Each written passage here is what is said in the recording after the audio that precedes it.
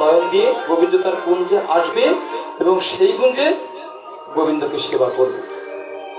ঠিক তেমনি প্রত্যেকটা ভক্ত তার এই যার যার হৃদয় কুঞ্জ আপন আপন গুরুচরণ আশ্রয় করে কে কেমন ভাবে সাজিয়েছে, এই সেই লীলাটা হচ্ছে আজকে এই বার্ষিক সজ্জা।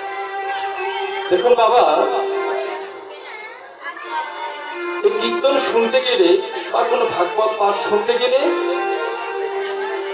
এই নখানা রাস্তা আছে, নখানা পথ আছে, আর এই নখানা পথের মধ্যে 8খানা গাড়ি দাঁড়িয়েছে মাগো।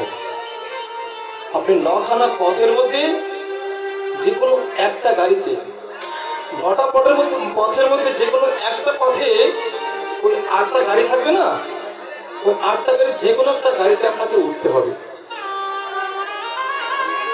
তবেই